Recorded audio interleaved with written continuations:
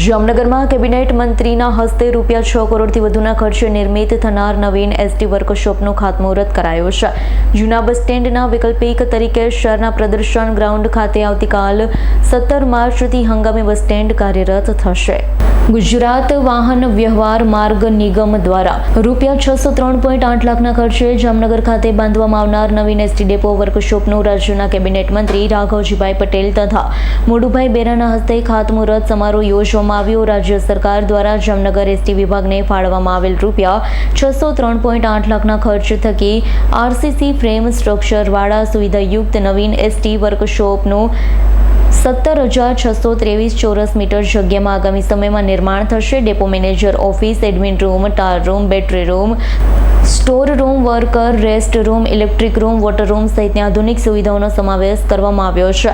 આ પ્રસંગે કેબિનેટ મંત્રી મોડુભાઈ બેરાએ જણાવ્યું છે, જામનગરનું વર્ષો જૂનું બસ સ્ટેન્ડ અને તેને સંલગ્ન એસટી વર્કશોપ 17,000 ચોરસ મીટરથી વધુ જગ્યામાં નિર્માણ પામશે, તેમજ મુસાફરોના દરમિયાન હાલાકી ન પડે તે માટે જૂના બસ સ્ટેન્ડના વિકલ્પ તરીકે શહેરની મધ્યમાં આવેલા પ્રદર્શન ગ્રાઉન્ડ ખાતે આવતીકાલ એટલે કે તારીખ 17 માર્ચથી હંગામી બસ સ્ટેન્ડ કાર્યરત કરવામાં આવશે।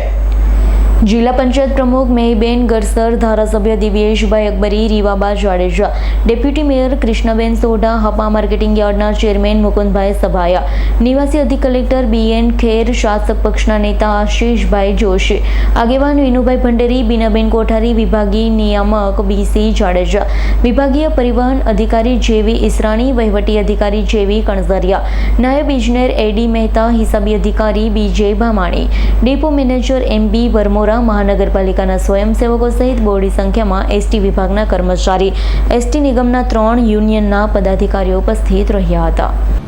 આજે જામનગરમાં નવીન એસટી ડેપો કમ વર્કશોપનું ભૂમિપૂજન કરવામાં આવ્યું।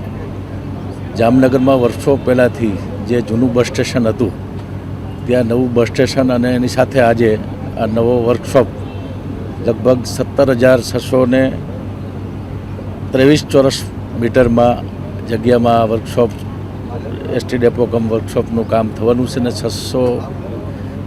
6 કરોડનું કામ છે એનું ખાતમુહૂર્ત આજે કરવામાં આવ્યું છે। જૂનું જે બસ સ્ટેશન હતું એના વૈકલ્પિક રીતે હંગામી બસ સ્ટેશન પ્રદર્શન ગ્રાઉન્ડમાં એને હવે તૈયાર થઈ ગયું છે। આવતીકાલથી ત્યાં નવીન જામનગરનો ડેપો છે એ કાર્યરત થવાનો છે।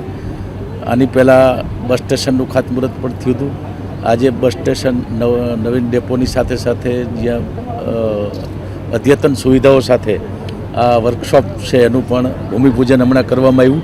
આજે આ ભૂમિપૂજનના કાર્યક્રમમાં રાજ્યના આપણા કેબિનેટ મંત્રી શ્રી રાઘવજીભાઈ પટેલ, જિલ્લા પંચાયતના પ્રમુખ શ્રી મેહીબેન ગરસર અને જામનગર શહેરના ધારાસભ્ય રીવાબા જાડેજા અને દિવ્યેશભાઈ અકબરી અને ડેપ્યુટી મેયર સહિત જિલ્લા ભાજપના પ્રમુખ ડૉક્ટર વિનુભાઈ અને શહેર પ્રમુખ બેન શ્રી બીનાબેન કોઠારી સહિત નગરસેવકો અને આગેવાનોની ઉપસ્થિતિમાં આ નવીન બસ સ્ટેશન કમ વર્કશોપ છે એનું ભૂમિપૂજન હમણાં સંપન્ન કરવામાં આવ્યું છે। હર્ષલ ખંદેડિયાનો રિપોર્ટ, S9 ન્યૂઝ, જામનગર। અમારી તમામ માહિતીથી અપડેટ રહેવા માટે જોડાયેલા રહો S9 ન્યૂઝ સાથે।